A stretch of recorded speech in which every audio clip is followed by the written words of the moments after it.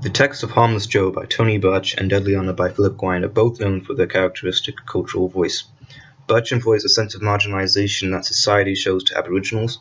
Gwynne uses more racial terms in his setting of 1998 Australia, using racism and Australian slang to relate to the reader and give his characters development and shape.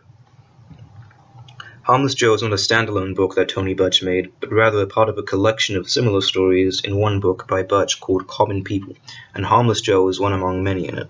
The story that Birch constructs immediately sets out with the slow building of character, viewed from the first-person perspective of a young boy. Harmless Joe is a homeless man that is seen sometimes around town but otherwise invisible. Tyrone, the young boy's name, does take note of Joe and describes his findings to us, telling us of how he has no friends and no one cares for him. The only time Tyrone can remember someone talking to Joe was his grandmother, a mysterious woman. Tyrone recalls numerous times he has observed Joe being beaten up by the wild boys in their drunkenness and the police who remain stagnant to this abuse. Tyrone relates his experiences of being called slow and the imbecile with the verbal and physical assaults Joe faces as well. In his reflection, Tyrone concludes that the only difference between them is, quote, "He's an old man and I'm just a boy," end quote. Although not explicitly stated, we can infer from the text that Tyrone is also Aboriginal in heritage, and that the underlying reason he feels a connection with Joe when everyone else treats Joe like a stray dog.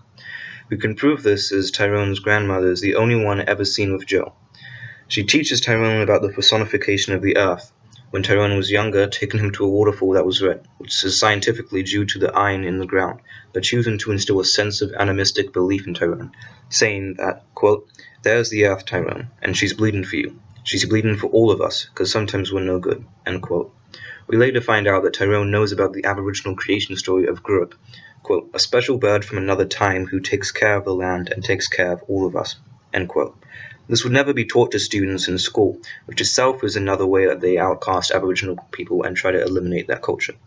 Only his grandmother would have taught him this, as he regards everything she says as true, and so believes the story and imprinting it into his memory.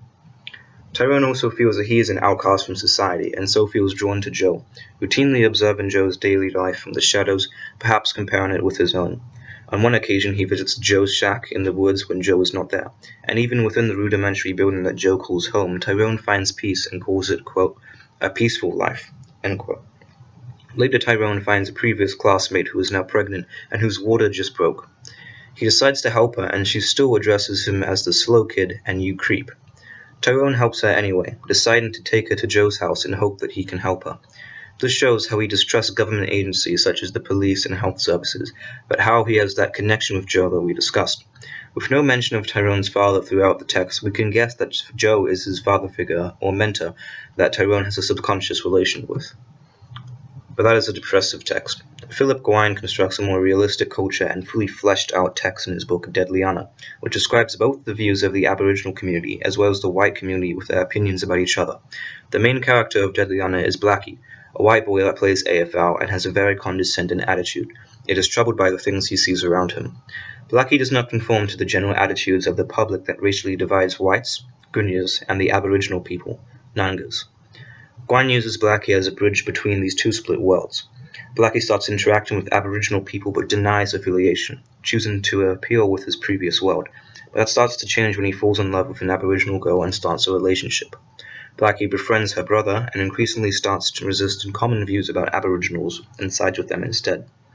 As the story reaches its climax, Blackie goes from an emotional high by winning at the grand finals to an abyss when his friend, who is also his brother-in-law, is shot. He is torn between his ties with the whites and Aboriginals, but breaks the slow trend and appears at the funeral, fully supporting the Aboriginal community. The story of Blackie's transformation is one that the reader closely observes and, combined with Gwynne's construction of his voice and personality, feels closely connected with.